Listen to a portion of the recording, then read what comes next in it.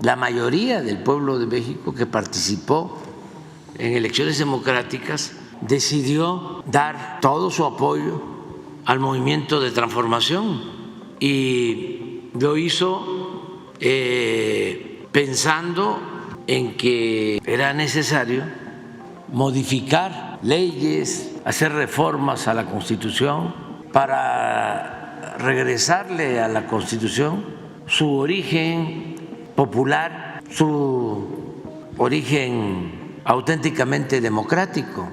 Lo que están haciendo es nada más que un fraude.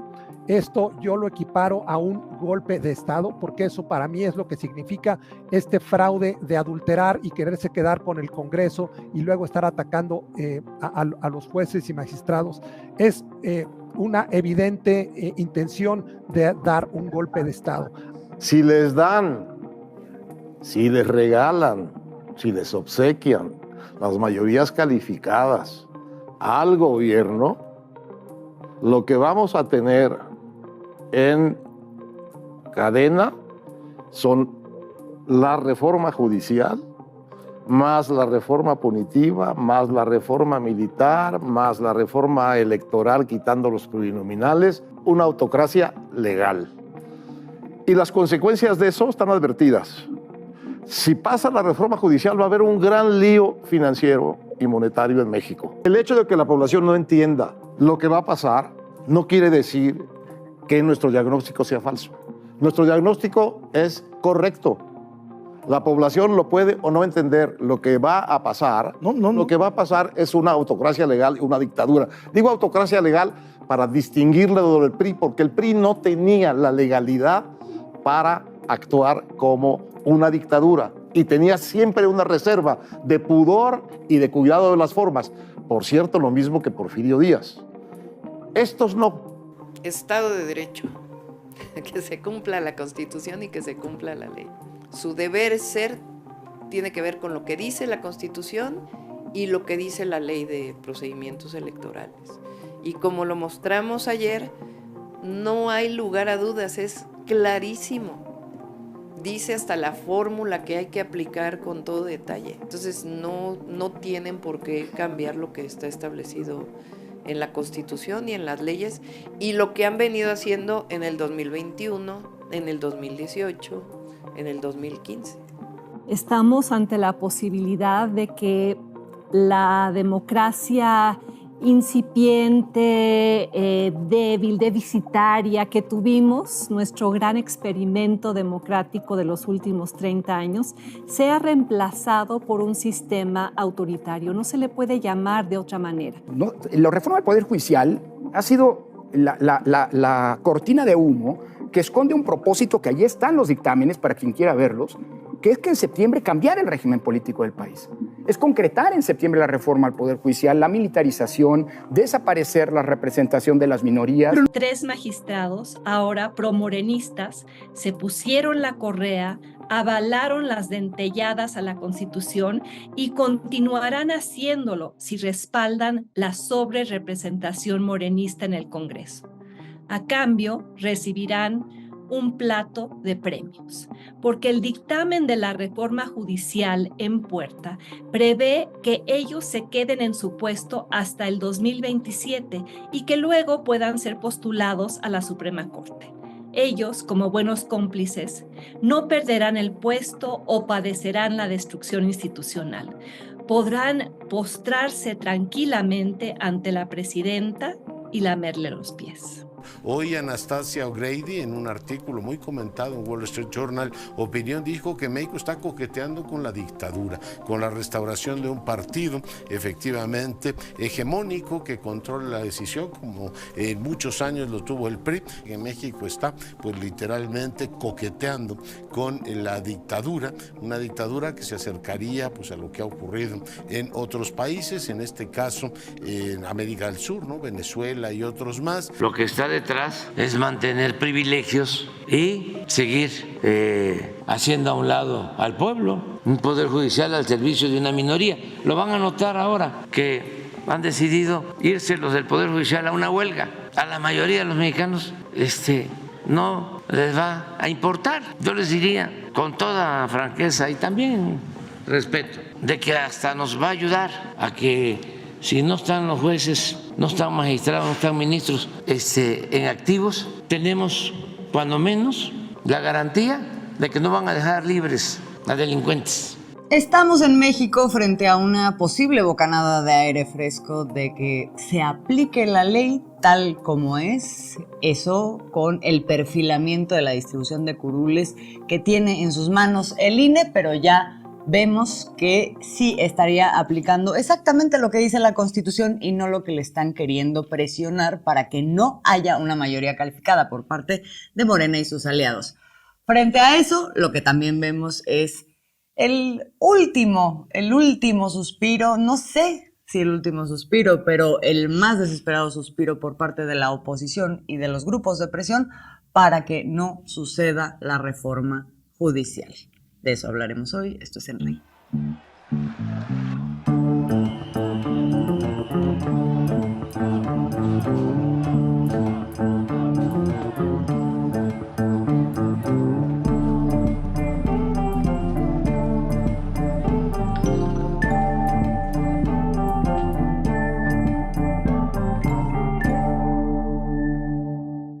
Bienvenidas, bienvenidos a una emisión más de En Re. Somos Alina Duarte, Oscar Camacho, Azul Alzaga y vamos a hablar de dónde nos encontramos en esta recta final para lo que ya se prevé que será una inminente aprobación de la reforma al Poder Judicial. Esto antecedido de una configuración del Congreso que le da a la coalición Morena PT Verde Ecologista la mayoría calificada. Este viernes el INE va a decidir sobre esa asignación de curules.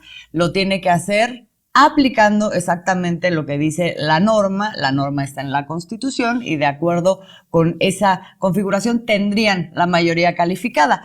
Pero ya hay un anteproyecto de dictamen que dice que así lo van a hacer y sin embargo esta semana ha sido la semana de más presiones, de más intensidad en cuanto a todas las resistencias para que no decida en función de esos criterios el INE, sino en función de quién sabe qué otros criterios, ¿no? Que tratan de adornar diciendo que por un Congreso más equitativo, más igualitario, más plural, etcétera, pero ilegal al fin y al cabo.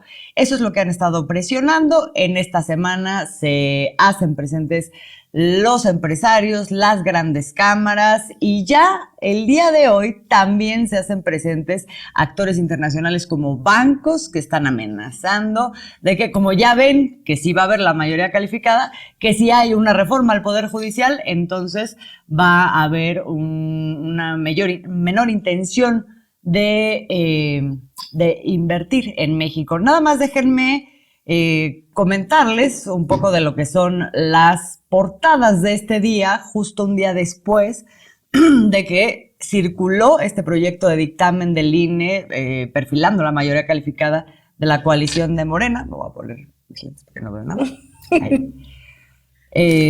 Vamos a ver las portadas. Por un lado dice, da INE a Morena 73% del Congreso y por otro lado dice, el Reforma degradan por la reforma judicial ya generó alertas entre empresas e inversionistas de Estados Unidos, incluso se degradó como país atractivo. Eso dice Reforma. El Universal también trae, INE perfila mayoría calificada para Morena y aliados, no trae nada de esta otra cosa por el momento, pero sí lo trae El Financiero, sí lo trae El Economista, que dice reforma judicial eleva riesgo de México, advierte Morgan Stanley, el banco de inversión ajustó su recomendación para México ante la incertidumbre de la iniciativa del Ejecutivo Federal. Luego, La Jornada también dice, bancos de Estados Unidos amenazan a México si pasa plan judicial. Citi y Morgan Stanley desalientan inversiones. Se desdeña un impacto negativo porque dice va en contra de la narrativa de las inversiones.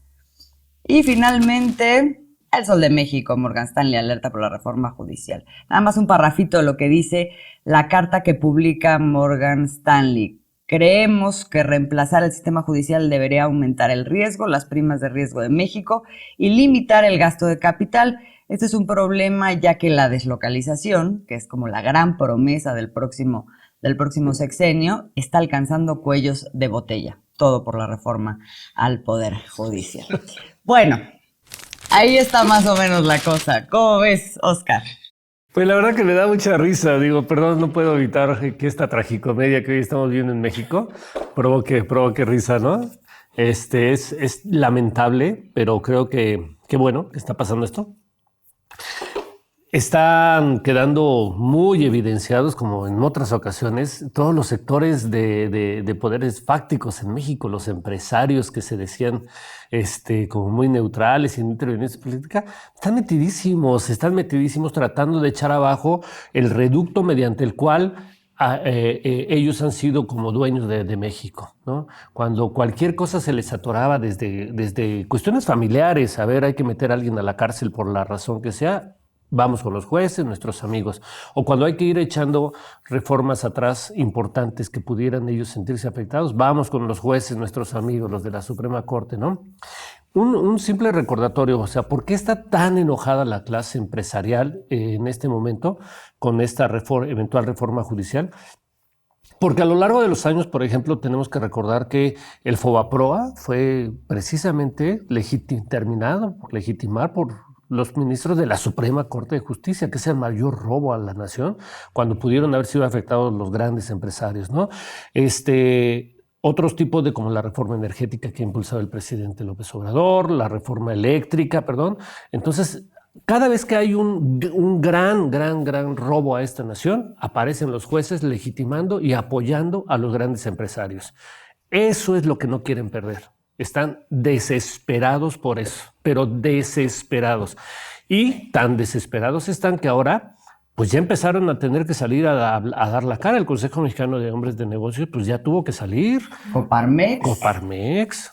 El Consejo Coordinador Empresarial. El Consejo, que son donde están agrupados los mismos, ¿no? Todas sus agrupaciones. Déjame leer rapidísimo en una columna muy buena que hace Fabricio Mejía justo sobre quiénes son estos que están detrás de esas agrupaciones. Sí. Hablando específicamente del Consejo Mexicano de Negocios, dice, es un grupo de millonarios que han gozado de una interlocución privilegiada con 9 presidentes de la República. Claro. Han sido consultados cuando no autores de políticas públicas y hasta de destapes de quién sucedería en la silla presidencial. Y ahora se lanzan en contra de la votación contundente que le dio la mayoría calificada de 2/3 partes en el Congreso a la izquierda. Lo hacen, como es su costumbre, con un desplegado en el que le dan consejos de cómo, al INE, a las autoridades electorales, de cómo decidir a quienes hace unos meses eran intocables, incontrovertibles, el INE y el Tribunal Electoral. Si ahora los ponen en cuestión, ¿no? Cuando en otro momento era que no nos toque, porque el esos también eran reductos de intereses. Claro, cuando estaba Lorenzo Córdoba, ¿no? Así es. Y entonces, cuando estaba Lorenzo Córdoba, que era amigo de todos estos grupos empresariales, priistas, panistas, políticos también, entonces el INE no se tocaba. Hoy que ya cambió en alguna medida un poco la correlación de fuerza en el INE, entonces ahora sí, tomen las cosas diferentes. Así es. Y vale la pena recordar, ¿no? Realmente qué sí es la reforma al Poder Judicial. A lo mejor ya damos por sentado que mucha de la población sí sabe, pero en realidad el gran revuelo es esta conexión entre todos estos magnates, como bien lo mencionas, y aquellos y aquellas que durante décadas venían a través de la carrera judicial enquistándose en espacios de toma de decisión, además del nepotismo que implica y las redes familiares que tienen entre ellos, ¿no? Se habla de que más de 6,000 personas están entrelazadas, digamos, familiares, ¿no? Nepotismo puro y duro de entre 2 familiares y en algunos casos hablaban de 79 familiares, ¿no? Imagínense lo que eso implica, pero con la toma de decisiones ahí, ¿no? Es decir, el poder económico, los grandes poderes fácticos, con una alianza que les permite seguir incrementando su riqueza, sus despojos en el Poder Judicial. Okay. ¿Y qué propone esta reforma? Propone que se elijan a jueces, a magistrados, ¿no? Jueces de distrito y de la Suprema Corte de Justicia, y eso es lo que ha sacudido realmente el avispero, que pues hoy pareciera que están más asustados que nunca, porque tenemos los días contados. Estamos a tan solo ya una semana de que haya un cambio en el Congreso y en el Senado que podrían y que les van a dar la mayoría al Movimiento de Regeneración, a Morena, sus aliados de la Cuarta Transformación, para emprender la primera gran reforma estructural, que es la reforma al Poder Judicial. Y aunque no es tan profunda como quisiéramos, incluso algunas, el simple hecho de mover tantito ese avispero está sacando esto, está sacando los titulares de otros de los grandes aliados de estos mafiosos, que son los medios de comunicación y que son parte de esos magnates, de esos poderes fácticos, los grandes empresarios, el consejo, ¿no? Los empresarios aglutinados en diferentes organismos patronales. Estamos viendo ese discurso totalmente, ¿no? Que ahora con las redes sociales también, y que es otra de las cosas que ya no necesariamente implica solo los medios de comunicación, sino ya otro factor que tenemos que estar teniendo siempre presente es cómo el algoritmo también beneficia en ciertas discusiones. Redes sociales que hoy está permitiendo que reaparezca una Xóchitl Gálvez que además ni siquiera sabíamos qué estuvo haciendo durante este tiempo. Entonces, es un aglutinamiento de los mismos de siempre que ostentaron el poder durante muchas décadas, que están perdiendo lo mínimo. Entonces, yo no desestimo la posibilidad de que muchos de estos empresarios pues también estén pensando, ¿no? Dice, cuando ves las barbas de tu vecino cortar, pon las tuyas a remojar. Entonces, pensar que ya están saliendo muchos de estos nombres de empresarios que tenían relaciones directas con los jueces de la Suprema Corte, con jueces de distrito, por diferentes además crímenes, porque tenemos un listado largo, desde no pagar impuestos, desde ampararse ante desastres que ellos cometieron, como Germán Larrea, ¿no? En uno de los peores desastres ecológicos en este país. Todo eso yo creo que está poniendo en alerta a más de uno, entonces ahí hay que ir poniendo también los nombres y apellidos, y seguramente esto nos dará para muchísimos programas también en los próximos meses. Sí, y decías bien, Alina, probablemente no resuelve toda la deuda en términos de impartición y mucho menos de procuración de justicia esta reforma, pero sí creo que viene a romper completamente con la forma en la que ya se había enquistado el modelo para justamente ejercer la justicia en nuestro país, que estaba relacionado con ciertos grupos de poder y que hacia adentro del Poder Judicial también generaba relaciones que eran francamente endogámicas. Algo que es inédito y que es muy importante, que además añadieron ahora después de los foros de estos que hicieron diálogos con todos los sectores interesados en la reforma, es el hecho de que no solamente es que se vayan a elegir jueces, magistrados, sino que además no es que van a proponer, porque ahora lo tenemos en el INE, ¿no? En el INE me recuerda un poco a ese mecanismo. Hay una convocatoria, la gente se inscribe y luego tienes comités de distintas dependencias que proponen de esos en función de unas evaluaciones y no sé qué, más o menos algo así se va a hacer, pero la convocatoria va a ser abierta a todo el país, es decir, estás rompiendo, independientemente de que en la elección van a participar los que ya estás rompiendo con esa cerrazón en donde mi papá, mi tía, mi amigo, mi primo y además el que me hizo el favor y el que le hizo al empresario y no sé qué, son los que estamos aquí y no nos movemos porque además tienen cargos que son vitalicios, o sea, podrían no irse nunca. Así es. Entonces rompes con eso, abriendo esta convocatoria en donde, digamos, la democratización de todo este proceso no es nada más que la gente elige, sino que también la gente es elegible. Quienes están interesados en participar de este proceso, que pueden tener además ya otras formaciones, ya otras ideas de la justicia, que no es la que está enquistada por 40 años y que ha estado ahí metida en el Poder Judicial absolutamente en medio de ese modelo. Esa es una cosa muy importante. Lo otro es lo de la separación del Consejo de la Judicatura, que es, digamos, la entidad disciplinaria del Poder Judicial, que ahora estaba en el mismo cargo con la presidencia de la Suprema Corte de Justicia. Ahora eso se separa y efectivamente va a haber un mecanismo disciplinario con los jueces magistrados, con los propios ministros, y en el mecanismo también de votación van a entrar los que entren, que sean votados, y luego van a ser evaluados, que eso también, claro. O sea, esta falta de rendición de cuentas del Poder Judicial, que era una cosa que prevalecía, bueno, ahora no lo vamos a ver. Desde luego eso mueve muchas cosas, hay muchos ajustes, pero creo que es una cosa que vale la pena explorar y que claramente está poniendo a temblar a varios, que tenían ya muy amarradas pues acuerdos y formas de ver garantizados sus intereses, ¿no? Lo que dice Alina creo que es súper importante, ponerle nombres a los vínculos, ¿no? Y a las tomas de decisiones judiciales. Entonces, por ejemplo, señalabas a Germán Larrea, que es el dueño de Grupo México, uno de los 5 hombres más adinerados de este país, y cuyas empresas mineras, ¿no?, contaminan frecuentemente, pero una de las peores tragedias que han ocurrido la provocó precisamente en el estado de Sonora, Grupo México, cuando dejó contaminado todo el río Sonora, ¿no?, con residuos de la mina de su propiedad, que hasta el momento no ha reparado. Y toda la gente que quiere justicia ha ido a la Suprema Corte de Justicia y que ha hecho la Suprema Corte decir: estás libre de toda culpa, Germán Larrea, no te preocupes, ¿no? Yo sigo reiterando el caso, por ejemplo, cuando quisieron evitar que Andrés Manuel llegara a la presidencia de la República, lo desaforaron.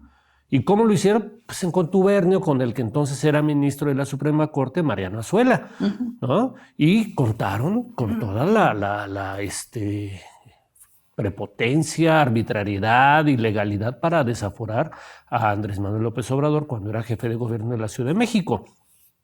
Como esas hay muchas cosas que podríamos ver en este sexenio. ¿Cuántas iniciativas de ley importantes para transformar este país y regresarle al país la soberanía? No se ampararon los empresarios, yo decía hace rato, la ley eléctrica, ¿no?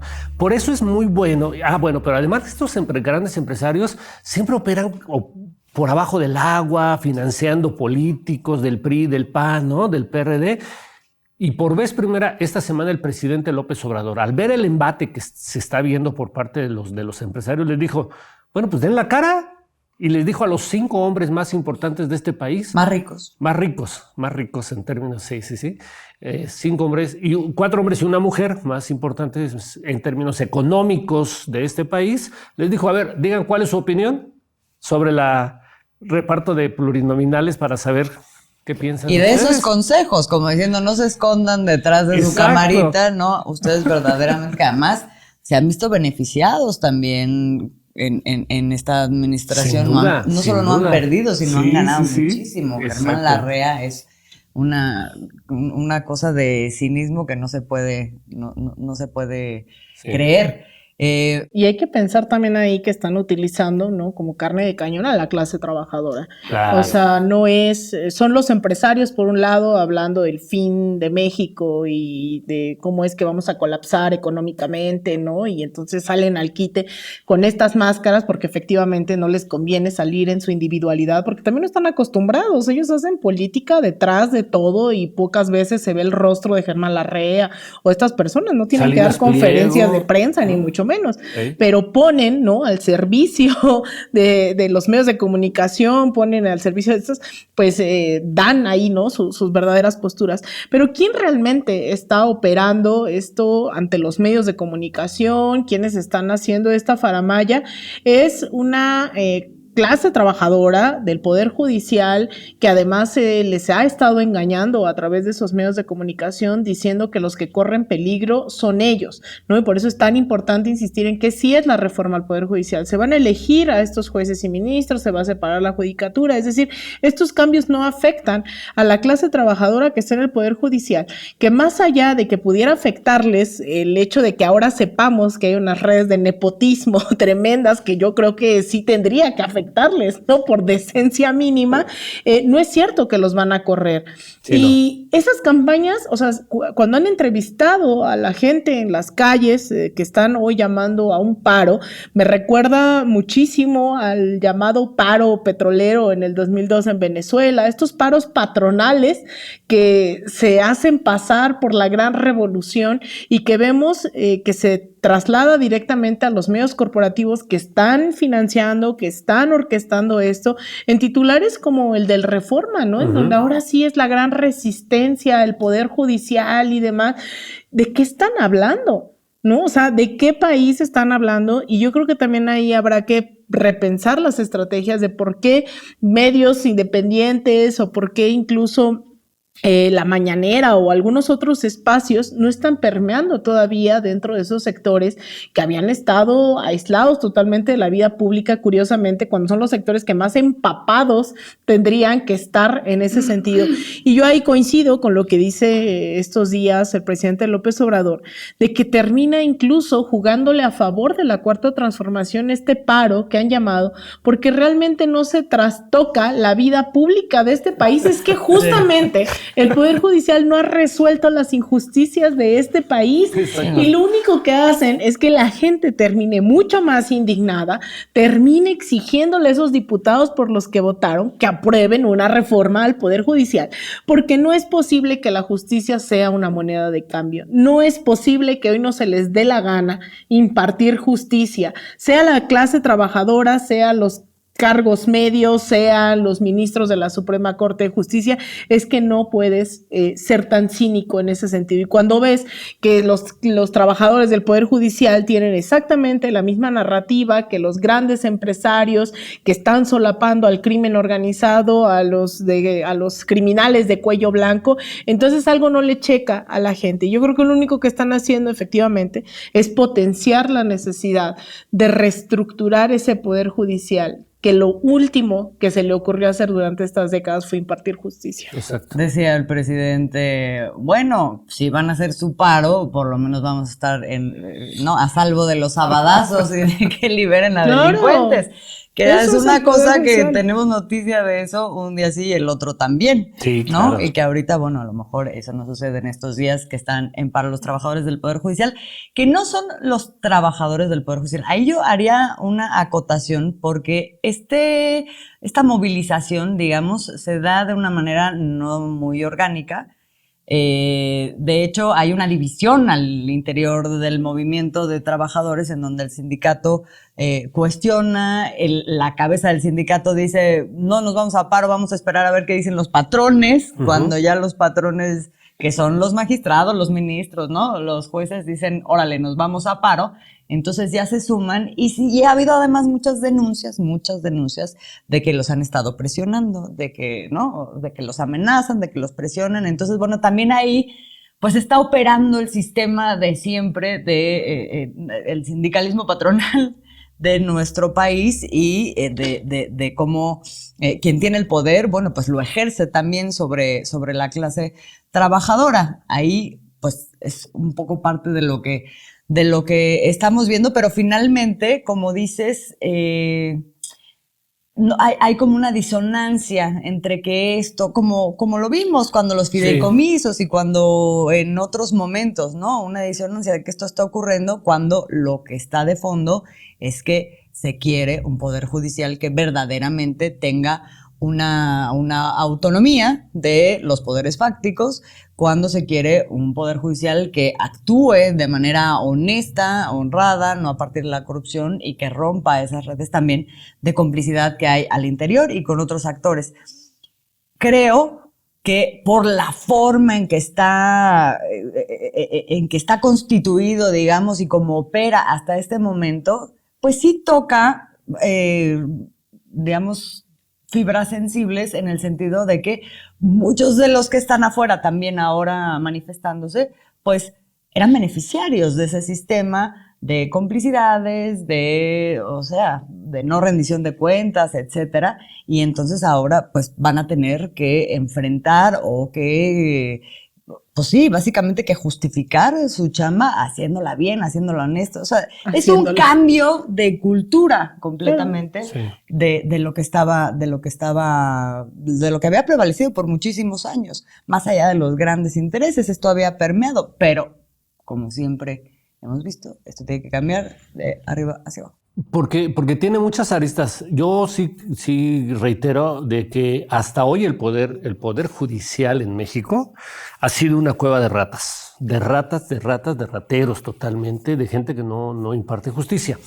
Entonces, no solamente es cambiar a los ministros de la Suprema que protegen a los grandes intereses de los grandes empresarios, comerciantes de este país. Esa es una parte fundamental.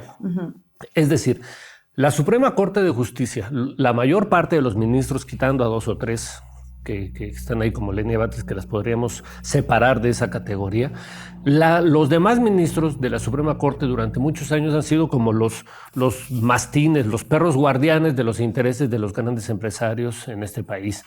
Pero la otra parte, los jueces y los magistrados de circuitos que tienen que impartir justicia a la gente de a pie, también han hecho un gran negocio del Poder Judicial. Uno de los principales negocios es no sentenciar a las personas que llegan a ser acusadas de algún delito.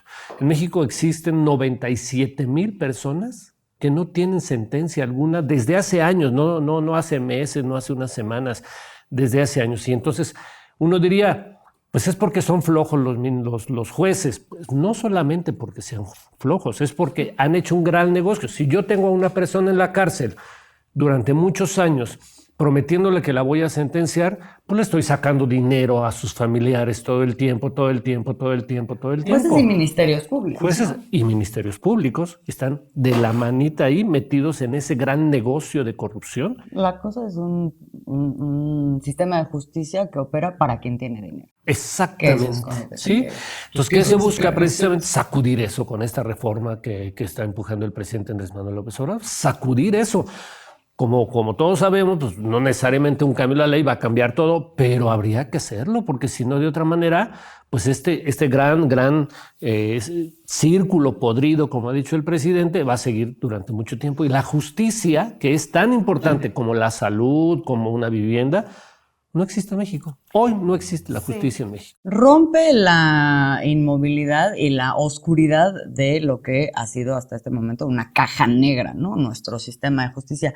Pero fíjense, yo quisiera que pusiéramos atención en una cosa, porque efectivamente hemos estado viendo este circo que se arma con el paro, ¿no? Que viene impulsado desde arriba en el propio Poder Judicial con los trabajadores que los mandan al frente. Tienes a las cámaras, tienes a los medios de comunicación, pero ahora empiezan a salir también actores internacionales y muchas veces esos actores internacionales, y particularmente cuando hablamos de Estados Unidos, no se manifiestan, como dices, Alina, de manera frontal, ¿no? O sea, si uno recuerda cómo, digamos, el escenario que estuvimos viendo cuando se iba a aprobar la reforma eléctrica o, digamos, grandes momentos en donde cambia la configuración de fuerzas también con cosas que son estratégicas para el país y donde han tenido las manos metidas grandes intereses internacionales, esta sería una de ellas. Siempre hemos visto de pronto como surgir temas que no tienen nada que ver con el tema central, ¿no? O sea, que en este caso sería la reforma al Poder Judicial, que los bancos, si lo dicen, digamos, frontalmente, dicen que las inversiones se van a caer. Pero luego salen otros, te digo que no tienen nada que ver y que funcionan como monedas de cambio para presionar a los gobiernos o para intervenir en los gobiernos. Cuando fue la reforma eléctrica, estuvimos viendo todo el tiempo salir temas de violaciones de derechos humanos, el tema de los feminicidios, el tema del periodismo, la libertad de expresión, no sé qué, y veías en la Unión Europea opinando, en la ONU, en Estados Unidos, no sé qué. Ahorita lo pongo sobre la mesa porque justo en paralelo a todo esto se está dando un tema que pues corre en Estados Unidos y no sabemos qué resultado va a tener eso, que son los nuevos juicios por narcotráfico en donde tienen, pues, digamos, nuevos insumos, se podría decir, los hijos del Chapo y el propio Mayo Zambada, este gran liderazgo que parecería no una casualidad que estuviera ocurriendo en este momento. ¿O qué te parece, Alina? Es increíble esta radiografía de las derechas en plural y a lo que se enfrenta la Cuarta Transformación, aún sin declararse, ¿no?, en contra de todos estos grandes capitales del imperialismo, ni mucho menos, sí logra encontrar unas resistencias ya muy claras. Tú los desglosas, Azul, son los medios de comunicación, el Poder Judicial, todo esto también con las cámaras de comercio, los grandes intereses de los capitales en México y transnacionales, una oposición que también está ahí, que hace su luchita, pero no queda tan tangible como el PRI, el PAN y el PRD, pues chao. Y ahora estos factores internacionales que también podemos desglosar en plural, que son desde el Departamento de Estado, la USAID, la Net Foundation, la propia Casa Blanca, ¿no?, que vemos que, pues, a saber ya quién realmente está operando. A veces la Casa Blanca dice una cosa y el Departamento de Estado otra, ¿no? O sea, no hay una unidad de gobierno ahí, que son en realidad esos poderes fácticos. Y se viene además también un periodo donde la OEA, a pesar en decadencia, está dispuesta a salir al quite al primer momento que puede, sea en Venezuela, sea en Bolivia, sea en donde sea. Esos actores internacionales van a seguir en este llamado segundo piso de la Cuarta Transformación. Estamos, insisto, a tan solo unos días de que el nuevo Congreso se afiance, en donde va a tener mayoría para impulsar una serie de reformas constitucionales que a mí me parecen no solo urgentes, viendo el resto del continente, créanme que me alegra mucho que sea México quien está hablando de la reforma al Poder Judicial, pero también que va a marcar antecedentes y políticas muy concretas en términos de vivienda, en términos de educación, becas y el estado de bienestar, ¿no? Así sea un pasito mínimo, es profundo. Y esto que mencionas, Azul, a mí me parece que no hay que hacerlo a un lado, porque uno de los grandes mitos que sostiene hoy también a Estados Unidos es seguir siendo ese policía del mundo y decidir en dónde falta democracia, en dónde faltan derechos humanos, libertades de todo tipo y sobre todo que alerta a su seguridad nacional. Y en nombre de la seguridad nacional empezaron a declarar la guerra a Venezuela, declararon la guerra en Medio Oriente, saquearon los recursos de Irak, de Libia, de Afganistán, de absolutamente todas partes. Y México no es menor, ya lo han intentado, incluso en otro momento, cuando Hillary Clinton estaba en el Departamento de Estado, ella en su momento trató de ligar a la Al-Qaeda con los grupos de crimen organizado de México para declararlos también como aquellos terroristas que hacían peligrar la seguridad nacional de Estados Unidos. Entonces, todavía hay mucho que tenemos que descifrar y que saber de la detención del Mayo Zambada. Tenemos que saber todavía muchas cosas que Estados Unidos tratará de seguir haciendo a pesar de que nos tengamos que enterar a lo mejor en documentos desclasificados en un par de años, pero lo cierto es que también Estados Unidos no tiene la misma manga ancha que tenía hace un tiempo y se tiene que inventar otras formas para inmiscuirse en los asuntos internos, sea a través de organizaciones llamadas de la sociedad civil, sea a través de redadas que no nos dan a conocer cómo funcionan, ni mucho menos. Y esto que se viene con lo que vaya a decir Genaro García Luna, con lo que vaya a decir Mayo, con lo que Estados Unidos invente, eso es algo que no podemos quitar el dedo del renglón, porque eso hay compañeros, ¿no?, que dicen que el imperialismo estadounidense es un mito, es un discurso y eso no existe. Bueno, en realidad funciona y de muchas formas.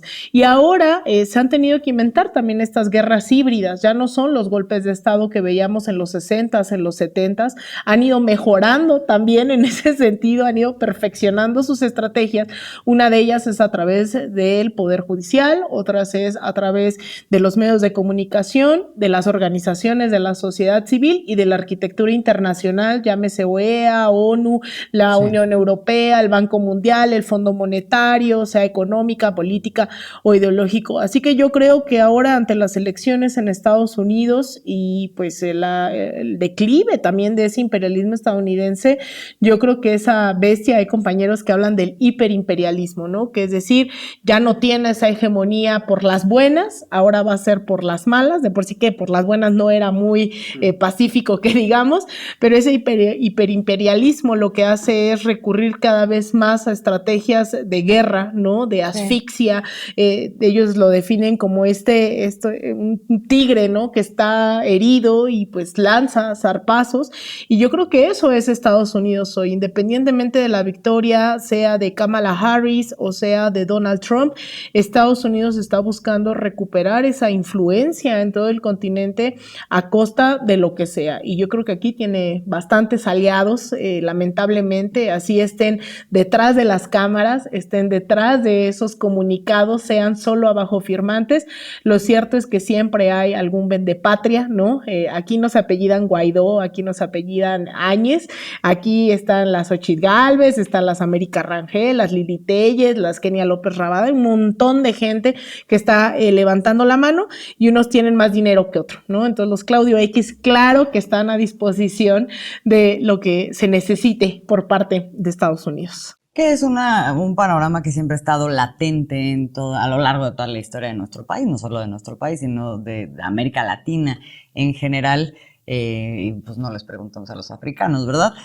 Pero ¿qué peligros ves frente a esto hoy, en las condiciones en las que nos encontramos? A ver, yo creo que el riesgo, y la verdad creo que hay hoy un dique a los riesgos que en otro momento deberían de existir. Hoy sí lo veo un dique muy grande, que es el pueblo de México y el presidente Andrés Manuel López Obrador, ¿no? Creo que los intentos golpistas de los sectores ricos de este país, de las clases privilegiadas, siempre van a estar ahí, siempre. O sea, yo no lo descarto.